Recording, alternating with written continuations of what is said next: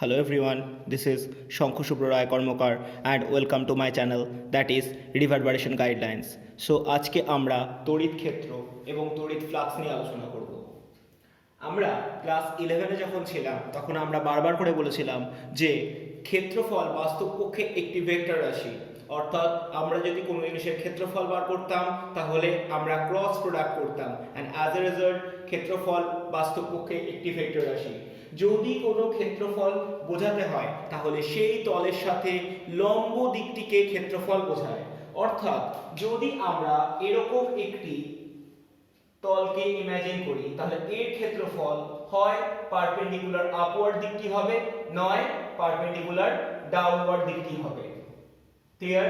সেই জন্য যে কোনো ক্ষেত্রফলকে আমরা যদি ডিএস হিসেবে লিখি, অর্থাৎ ভেক্টর কোয়ান্টিটি হিসেবে লিখি, তাহলে আমরা সেটিকে একটি একক ভেক্টরের গুণিতক হিসেবে লিখতে পারবো, যেটিকে আমি এন ক্যাপ দিয়ে লিখলাম। তাহলে বাস্তবপক্ষে ইহাই হলো ক্ষেত্র ভেক্টরের সাংখ্যমান।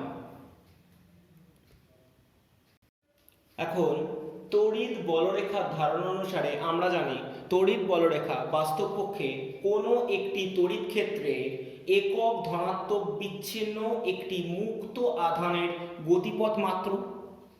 যদি এই তড়িৎ ক্ষেত্রে একটি নির্দিষ্ট ক্ষেত্রফল কল্পনা করা হয় তাহলে উক্ত ক্ষেত্রফলের মধ্যে দিয়ে লম্বভাবে অতিক্রান্ত মোট তড়িৎ বলরেখার সংখ্যাকে বলা হয় তড়িৎ ফ্লাক্স। অর্থাৎ কোনো তড়িৎ ক্ষেত্রে কোনো একটি নির্দিষ্ট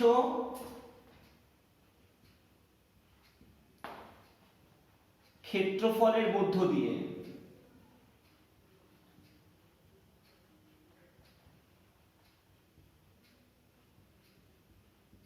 লম্বভাবে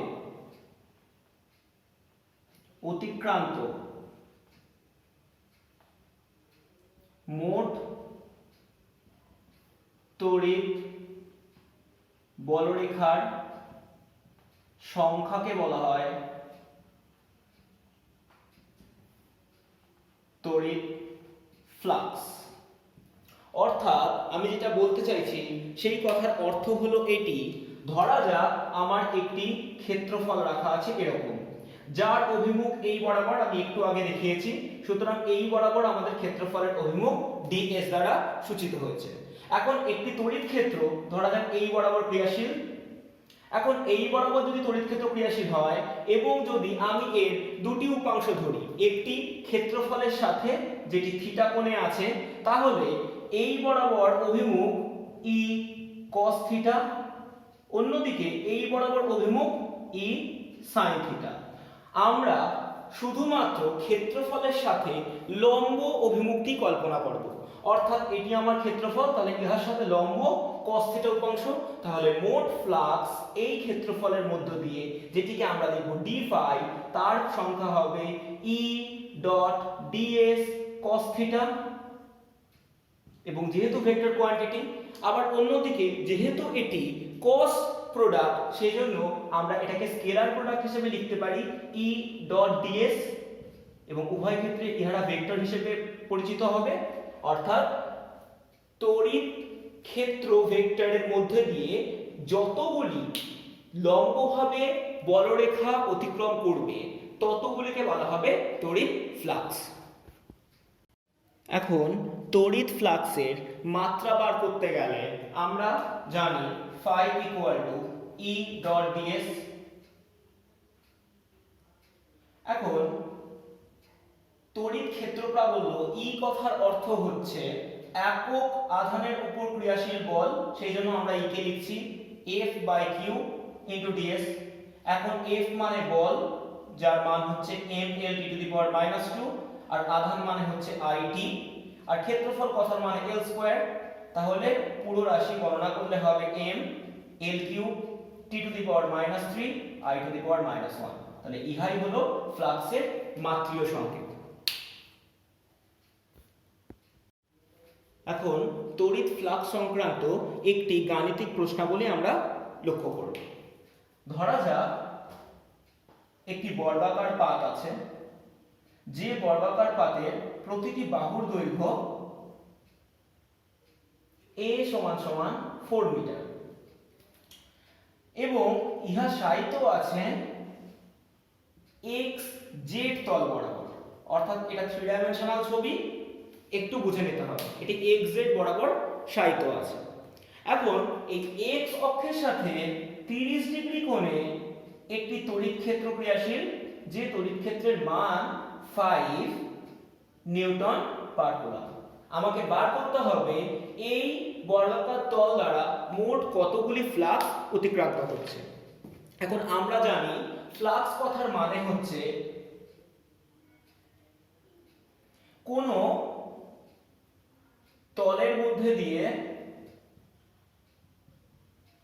লম্বভাবে অতিক্রান্ত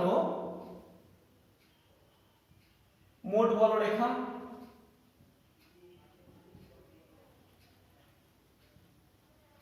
এখন আমার যে তড়িৎ ক্ষেত্র x অক্ষের সাথে 30 ডিগ্রি কোণে কাজ করছে তার দুটি উপাংশ, অবশ্যই একটি উপাংশ এই দিক বরাবর কাজ করবে যার মান হবে e cos 30 এবং অন্য উপাংশটি এই বরাবর কাজ করবে যার মান হবে e sin 30।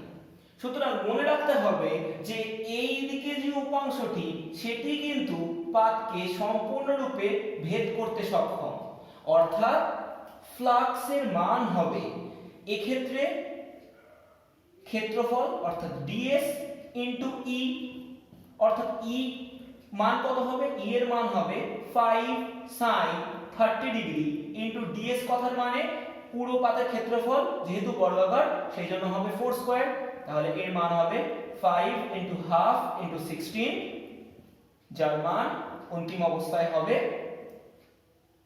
40 newton metre square per coulomb. Clear আমার কথা?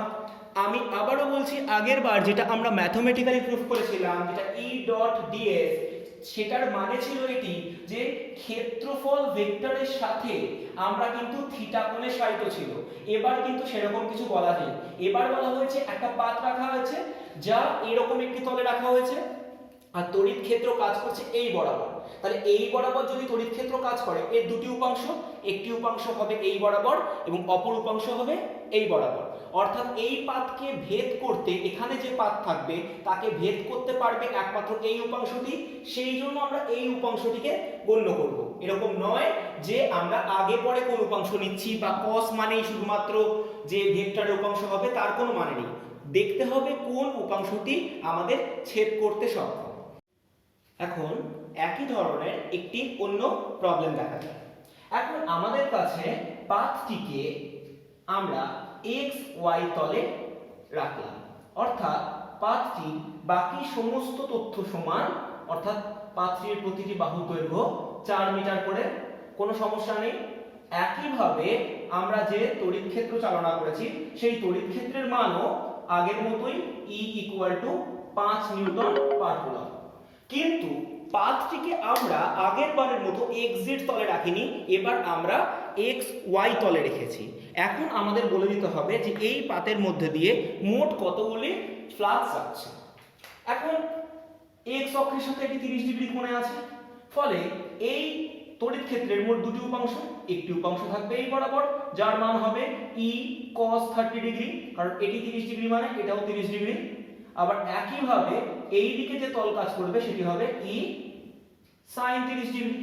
এখন ভালোভাবে লক্ষ্য করলে দেখা যাবে যে আমার পাথটি এবার এই বরাবর রাখা হয়েছে, কারণ এটি আমার x অক্ষ, এটি আমার y অক্ষ, এটি আমার z অক্ষ, আর তড়িৎ ক্ষেত্র চালনা করেছি আমি এই দিক বরাবর। তাহলে এই দিক বরাবর তড়িৎ ক্ষেত্র চালনা করায় এর দুটি উপাংশ, একটি উপাংশ এই দিক বরাবর যেটি e cos 30 এবং আরেকটি উপাংশ এই বরাবর যেটি কিনা e sin 30।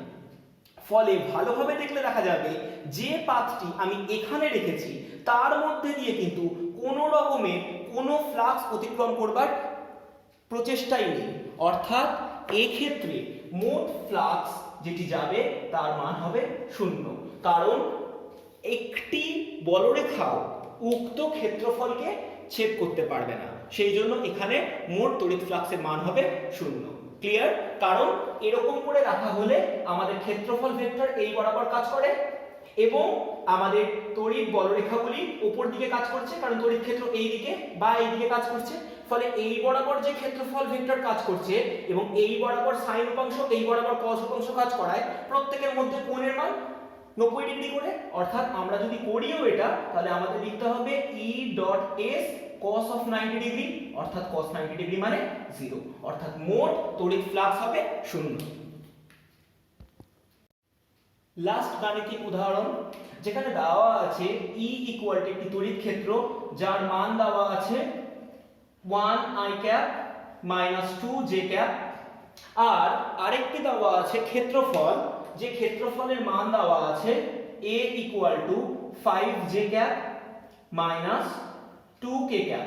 তাহলে আমাদের বের করতে হবে মোট কতগুলি ফ্লাক্স উক্ত পাতের মধ্যে দিয়ে যাচ্ছে বা উক্ত ক্ষেত্রফলের মধ্যে দিয়ে যাচ্ছে। এখন আমরা জানি কি ফ্লাক্স মানে E ডট A, E মানে i cap minus 2 j cap dot A মানে 5 j cap minus 2 k cap, এবং যেহেতু এটা স্কেলার প্রোডাক্ট সেই জন্য i i গুণ হলে 1 হবে, j j গুণ হলে 1 হবে, k k গুণ হলে 1 হবে, অর্থাৎ এখানে শুধু j j গুণ হবে, তার মানে হবে -10।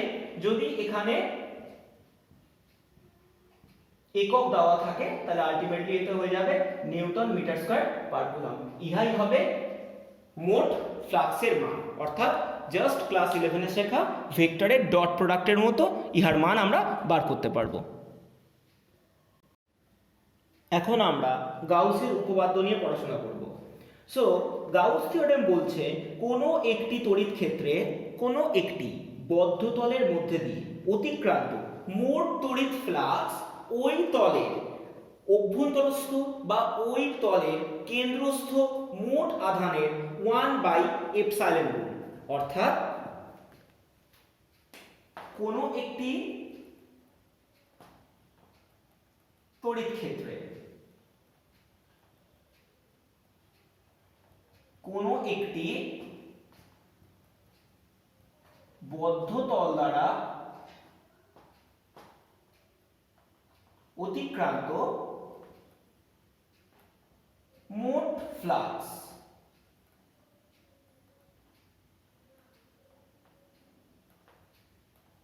ওই বদ্ধ তল পরিবেষ্টিত মোট আধানের 1/ε।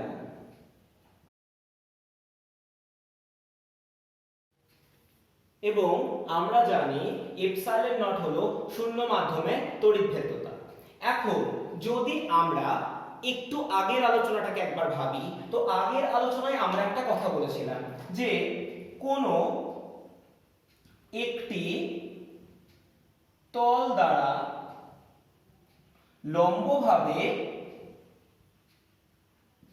অতিক্রান্ত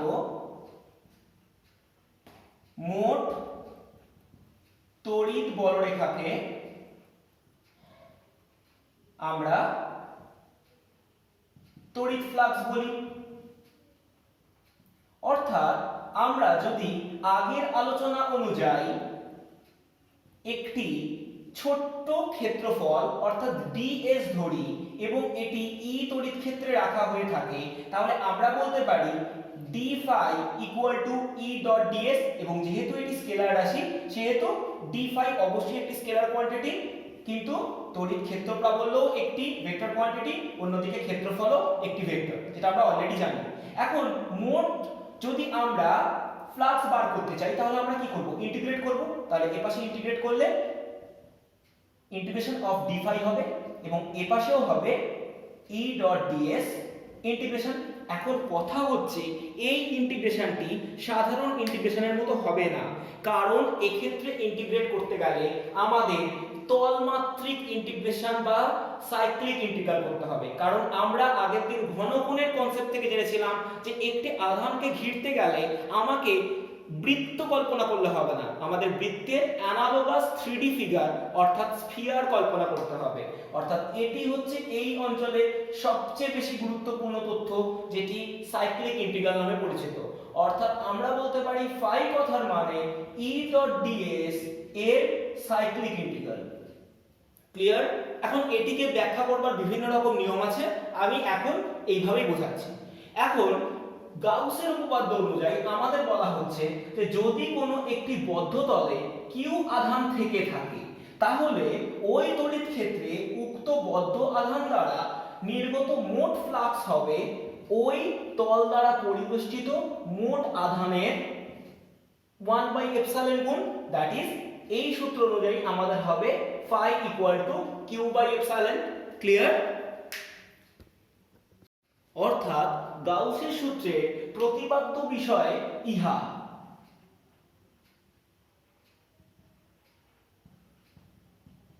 এখন আমরা গাণিতিকভাবে এই গাউসের সূত্রকে প্রতিষ্ঠা করব। মনে রাখতে হবে ইহা প্রমাণ নয়, ইহা শুধুমাত্র গাণিতিকভাবে একটি প্রতিষ্ঠা মাত্র। আমরা একটু আগে ফ্লাক্স কথার মানে লিখেছিলাম phi = cyclic integral of E dot ds। Clear? এখন আমরা একটি আধানকে কল্পনা করছি, অর্থাৎ এখানে একটি কিউ আধান আছে এবং এই কিউ আধানের চারিদিকে একটি যে কোনো দেখতে তল কল্পনা করলাম। এখন এই তলে আমি এই আধানের জন্য একটি তড়িৎ ক্ষেত্র তৈরি হবে, ধরা যাক এই তড়িৎ ক্ষেত্রের মান এই বরাবর কাজ করছে। এখন এই তলে যদি আমি এই রকম একটি ক্ষেত্রফলকে কল্পনা করে থাকি তাহলে এই তলের ক্ষেত্রফল এটি এই দিক বরাবর কাজ করছে এবং তড়িৎ ক্ষেত্র এই বরাবর কাজ করছে। অর্থাৎ তাই যদি হয়ে থাকে তাহলে এই তলের মধ্যে দিয়ে মোট যে পরিমাণ তড়িৎ ফ্লাক্স অতিক্রম করবে তা আমরা নির্দ্বিধায় লিখতে পারি phi = cyclic integral E dot ds into cos theta। Clear আমার কথা? এখন একটি নির্দিষ্ট আধানের জন্য অর্থাৎ কিউ আধানের জন্য r দূরত্বে যে তড়িৎ ক্ষেত্র তৈরি হবে তার মান হয় 1/4πε0 into q/r² into ds cos phi। Clear? কারণ আমরা জানি একটি নির্দিষ্ট দূরত্বে তড়িৎ ক্ষেত্রের মান E = 1/4πε0 into q/r²। এখন ইন্টিগ্রেশন করতে গেলে যেগুলি কনস্ট্যান্ট টার্ম সেগুলি সব সময় বাইরে চলে আসে, অর্থাৎ বাইরে যে টার্মগুলো চলে এলো সেটি হলো q/4πε0, ভেতরে পড়ে থাকছে cyclic integral ds of cos of theta divided by r²। এখন খুব ভালোভাবে দেখলে বোঝা যাবে যে এই ds ক্ষেত্রফলটি বাস্তব পক্ষে একটি ক্ষেত্রফলের মানকেই বোঝায়, অন্যদিকে r² একটি ব্যাসার্ধের স্কয়ার। অর্থাৎ আগের দিন যখন আমরা ঘনকোণের কনসেপ্ট বুঝিয়েছিলাম সেই ঘনকোণের কনসেপ্ট থেকে আমরা জানি এই বিন্দু আধানকে পুরোপুরি রূপে ঘিরতে আমরা একটা 3D অ্যানালগাস চিত্র কল্পনা করেছিলাম এবং যে 3D অ্যানালগাস চিত্রে বলেছিল যে একটা আধানকে ঘিরতে মোট যে পরিমাণ ঘনকোণ লাগবে তার মান হচ্ছে 4π স্টেরেডিয়ান। অর্থাৎ এই সামগ্রিক মানটি হবে 4π স্টেরেডিয়ান। অর্থাৎ আমরা এখান থেকে লিখতে পারি q/4πε0 ইনটু 4π, কারণ এই সামগ্রিক তলের যেটি ঘনকোণ দেবে তা হবে 4π।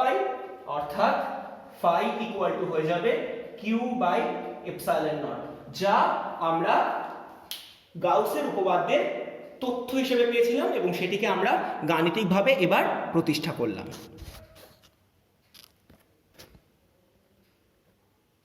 আমরা গাউসের উপপাদ্যের কিছু প্রয়োগ দেখব।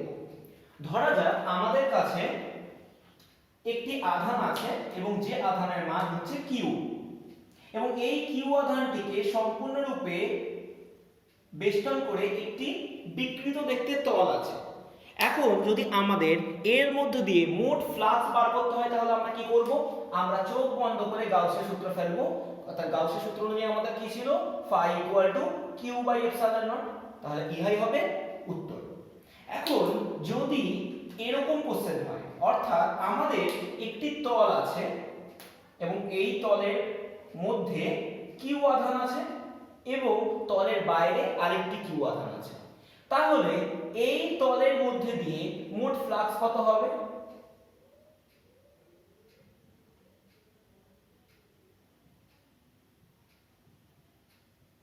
কি করে পারবো?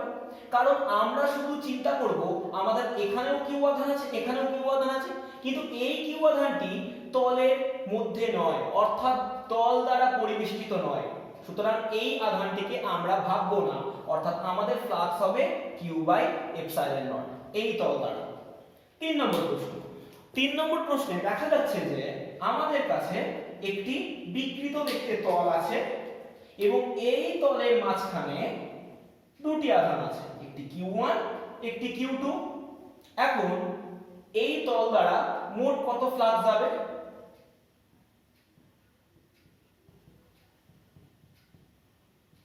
আমরা প্রত্যেকবার একক একক করে বের করব। অর্থাৎ এই আধানের জন্য একটি ফ্লাক্স হবে, অর্থাৎ phi1 হবে Q1 by epsilon not R phi2 হবে Q2 বাই এপসাইলন নট। এবার দুটিকে জাস্ট সমষ্টি করে দেব, অর্থাৎ মোট ফ্লাক্স phi1 প্লাস phi2, যেটাকে সিম্পলিফাই করলে আমরা পাবো 1 বাই এপসাইলন নট ব্র্যাকেটের মধ্যে Q1 প্লাস Q2। একইভাবে যদি আমাদের পরের প্রশ্নে দেওয়া থাকে যে একটি বিকৃত দেখতে তল যার মধ্যে একটি Q1 আধান আছে এবং অপরটি -Q2 আধান আছে, তাহলে কি হবে? তাহলে আমরা দুবার আলাদা আলাদা করে ফ্লাক্স বের করব। প্রথমবারের জন্য phi1 যার মান হবে Q1 বাই এপসাইলন নট, দ্বিতীয়বারের জন্য phi2 যার মান হবে -Q2 বাই এপসাইলন নট। তাহলে মোট ফ্লাক্স হবে, জাস্ট দুটিকে সমষ্টি করে দেব, অর্থাৎ phi1 প্লাস phi2। সেটি করলে আমরা পাবো Q1 plus minus of Q2 by epsilon naught, যেটা হবে 1 by epsilon naught Q1 minus Q2। Clear? এবং শেষ প্রশ্ন, যেটি অত্যন্ত রূপে গুরুত্বপূর্ণ।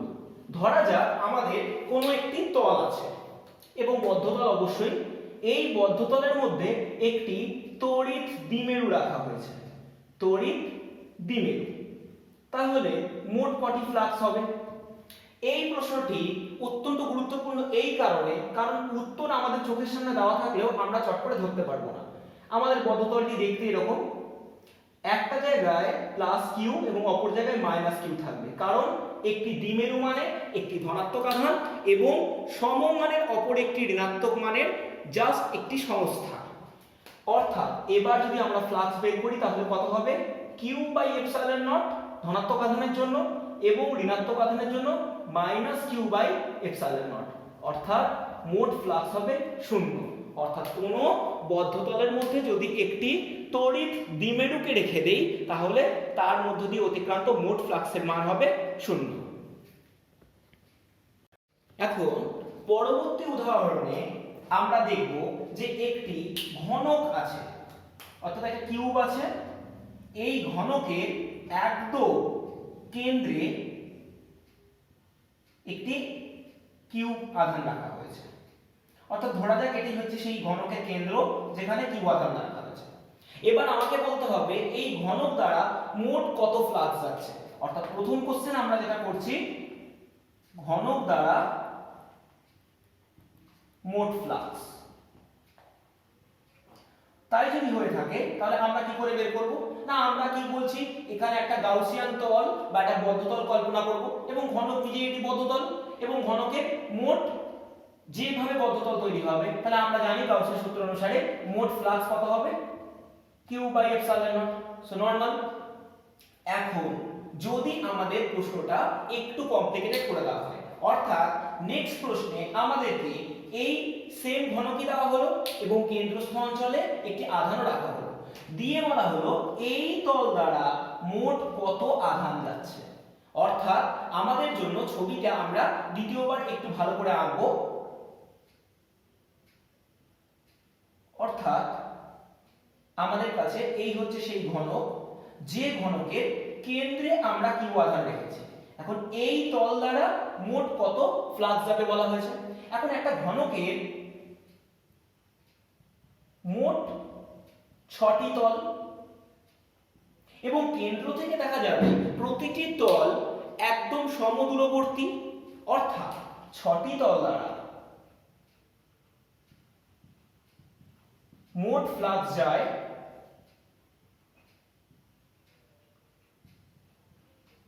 কিউ বাই এপসাইলন নট, যেটা আমরা আগের বারে জেনেছি। অর্থাৎ এই তল দ্বারা যাবে,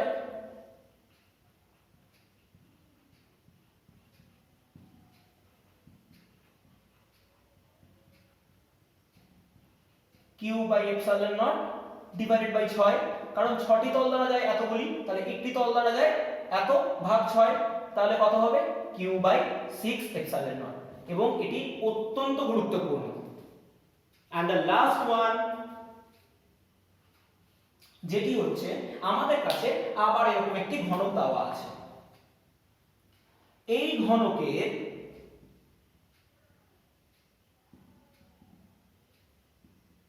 ঠিক মাথার ওপরে তলটিতে, অর্থাৎ এই তলটির উপরিভাগে আমাদের কিউ আধান দেওয়া হয়েছে, অর্থাৎ এই উপরিতলে আমাদের কাছে কিউ আধান আছে। এখন আমাকে বলতে হবে এই ঘনক দ্বারা মোট কতগুলি ফ্লাক্স অতিক্রম করছে। অর্থাৎ এটি করবার জন্য আমাদের সবার প্রথমে দরকার একটি বদ্ধতল, কিন্তু নিশ্চয়ই এটি বদ্ধতল নয়, তার কারণ আমরা যদি কোনো একটি ঘনকের মাথার উপরে রাখি তাহলে এই আধানের অর্ধাংশ ঘিরেছে, পুরো অংশ ঘেরেনি, অর্থাৎ পুরো অংশটিকে আমাদের ঘিরতে হবে। এবং এই পুরো অংশ ঘিরবার জন্য আমরা করছি এই ঘনকের ওপর আরেকটি সদৃশ ঘনক চাপিয়ে দিচ্ছি। অর্থাৎ এইবার যদি আমরা ভালোভাবে পুরো চিত্রটিকে বোঝার চেষ্টা করি তাহলে দেখা যাবে যে কিউ আধানটি সম্পূর্ণরূপে বদ্ধ হয়ে গেল। অর্থাৎ এবার এই কিউ আধানটি থেকে মোট ফ্লাক্স অবশ্যই আগের মতো তাই থাকবে, অর্থাৎ কিউ আধান মোট ফ্লাক্স তৈরি করে কিউ বাই এপসাইলন নট। কিন্তু এই পরিমাণ ফ্লাক্স দুটি ঘনক দ্বারা যাচ্ছে, অর্থাৎ দুটি ঘনক অতিক্রম করায় কিউ বাই এপসাইলন নট, একটি ঘনক অতিক্রম করায়, ইহাই হবে প্রতিটি ঘনকের মধ্য দিয়ে অতিক্রান্ত ফ্লাক্সের মান। ক্লিয়ার? এখন ধরা যাক আমাদের কাছে একটি ঘনক আছে, যে ঘনকটি আগের ঘনকগুলোর মতো একই দেখতে। এখন এই ঘনকের আমি এই বিন্দুতে একটি আধান রাখলাম, অর্থাৎ এই গাত্রটির ঠিক মাঝখানে একটি আধান রাখলাম। আমাকে বলতে হবে এই পুরো ঘনকটি দিয়ে কত ফ্লাক্স যাবে। অর্থাৎ সবার প্রথমে যেটি আমাদেরকে কল্পনা করতে হবে সেটি হচ্ছে এই আধানটিকে সম্পূর্ণরূপে ঘিরতে হবে, অর্থাৎ একটি বদ্ধ তল কল্পনা করতে হবে। এই বদ্ধ তল কল্পনা করার জন্য আমরা কি করব, আমরা একে ব্লকিং করব, অর্থাৎ আরো কিছু ঘনক এর আশেপাশে রাখবো। তাহলে এটিকে ঘিরতে গেলে কি করতে হবে, সবার ফার্স্টে আমি এখানে আরেকটি ঘনককে বসিয়ে দিলাম। তাহলে কটি ঘনক হলো, এখনো অবধি দুটি ঘনক। এখন এই দুটি ঘনক কি সম্পূর্ণরূপে এই আধানকে ঘিরতে পেরেছে? না, শুধু নিচের দিকটুকু ঘিরতে পেরেছে, উপরের দিকটুকু কিন্তু এখনো ঘিরতে পারেনি। অর্থাৎ উপরের দিক ঘিরতে গেলে আমাদের এর মাথায় আরো দুটি ঘনককে বসাতে হবে, অর্থাৎ একটি ঘনক দেখতে হবে এরূপ,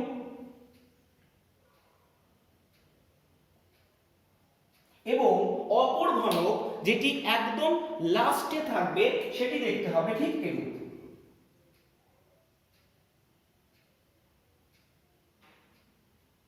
অর্থাৎ এই চারটি ঘনক আমি অঙ্কন করলাম, যে চারটি ঘনক কিন্তু সম্পূর্ণরূপে এই কিউ আধানকে ঘিরে দিয়েছে।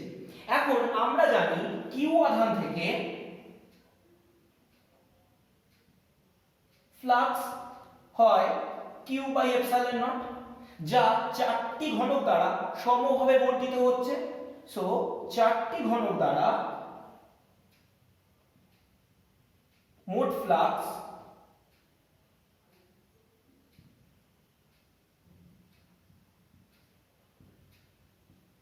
তাহলে একটি ঘনক দ্বারা, ক্লিয়ার, অর্থাৎ q by 4 pi epsilon naught হবে যে কোনো একটি ঘনক দ্বারা অতিক্রান্ত ফ্লাক্স যদি একটি কিউ আধানকে কোনো একটি ঘনকের বহির্প্রান্তের যে কোনো একটি বাহুর মধ্যবিন্দুতে রাখা হয়। এবং শেষ উদাহরণ, আমাদের একইভাবে একটি ঘনক এখানে রাখা হলো।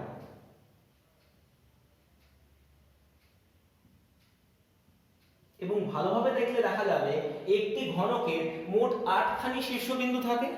এখন আমি আধানটিকে কি করছি, যে কোনো একটি শীর্ষবিন্দুর মাথার উপরে রেখে দিচ্ছি, অর্থাৎ একদম টিপ অফ দ্য ভার্টিসেস আমি একটা আধানকে রাখলাম। এখন এই আধান দ্বারা মোট কতগুলি ফ্লাক্স এই ঘনক দ্বারা যাবে, অর্থাৎ আবারও আমি বললাম আমাদের কি করতে হবে, এই পুরো ঘনকটিকে আগে বেষ্টন করতে হবে। তো বেষ্টন করার জন্য কি করব না, এই আধানটিকে বেষ্টন করার জন্য আমি কি করব, আবার কিছু ঘনক আঁকবো এবং এটিকে আমি ব্লকিং এর চেষ্টা করব। সো আমরা ব্লকিং এর চেষ্টা করি, দেখা যাক কি হয়। আমি ঠিক এর পাশে আরেকটা ঘনক এঁকে দিলাম, তাহলে আমার দুটি ঘনক হলো। কিন্তু দেখা যাচ্ছে কোনোভাবেই এটি ব্লকিং এ সম্ভব নয়, কারণ আমরা জাস্ট এটা 1/4 পার্ট এটাকে আটকেছি। এখন আমাদের কি করতে হবে, আমাদের পেছনের দিক দুটোকে আটকাতে হবে। অর্থাৎ পেছনের দিক দুটোকে আটকানো মানে আমি সবার পেছনে জাস্ট এই ব্লকটার পেছনে আরেকটা ব্লক ফেলে দিলাম, যেটি দেখতে হবে এরূপ। অর্থাৎ এর ছবি আঁকা পুরোপুরি 3D, তো বুঝতে হবে একটু কষ্ট করে। সো এই হচ্ছে আমার এই পেছনের ব্লকিং। এখন এরই পেছনে এরই পাশে যে আরেকটা ব্লক থাকবে সেটি দেখতে হবে এরকম।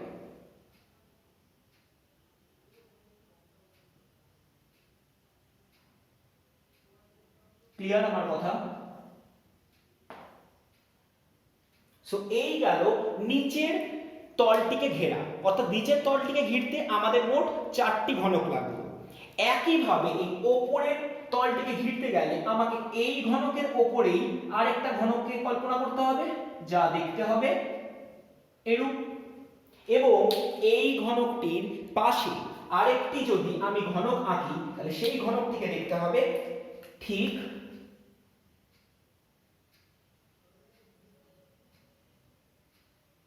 এরূপ। তাহলে আমরা মোট 3/4 পার্ট কভার করে দিলাম। এখন পেছনের দিকের অংশটিকে, অর্থাৎ লাল ব্লকের উপরে আরেকটি আমাদের ব্লক আঁকতে হবে এবং সেটি দেখতে হবে এরূপ। এবং এই ব্লকটির পাশেই আমাকে আরেকটি কালো ব্লক অন্তিম পর্যায়ে আঁকতে হবে, যা সমগ্র আধানটিকে পুরোপুরিভাবে ঘিরতে সক্ষম। অর্থাৎ এটি কমপ্লিটলি একটি 3D ফিগার এবং প্রচন্ড কষ্ট করে দেখতে হবে, কারণ সামনে থাকলে যেটি যতটা স্পষ্টভাবে বোঝানো সম্ভব এভাবে বোঝানো সম্ভব নয়। তবুও আমি আঁকার চেষ্টা করলাম, দেখ না বুঝতে পারলে কল করিস, আমি বুঝিয়ে দেবো। এখন যদি এই রকম একটা ব্লকিং পুরোপুরি তৈরি হয়ে গিয়ে থাকে, তাহলে আমরা জানি এখানে সেই ছিল কিউ আধান, তাহলে কিউ আধান দ্বারা মোট ফ্লাক্স হয় কিউ বাই এপসাইলন নট। এখন 8টি ঘনক দ্বারা ফ্লাক্স যায় কিউ বাই এপসাইলন নট, তাহলে একটি ঘনক দ্বারা মোট ফ্লাক্স যায় কিউ বাই 8 এপসাইলন নট। অর্থাৎ যে কোনো একটি ঘনক, আমি আরো স্পেসিফাইডলি বলছি, এই ঘনকটা দিয়েই যদি মোট ফ্লাক্স যেতে হয় তাহলে এর মান হবে q by 8 epsilon naught, provided আধানটিকে রাখতে হবে ঘনকের 8টি শীর্ষবিন্দুর যে কোনো একটি শীর্ষবিন্দুর উপরে, রাইট? এখন 8টি কিউবের সমন্বয়কে ভালোভাবে দেখতে গেলে আমরা এই চিত্রটিকে লক্ষ্য করছি। এখন এই 8টি কিউবের ঠিক মধ্যস্তরে একটি লাল বিন্দু দ্বারা আধানটিকে চিহ্নিত করা হলো।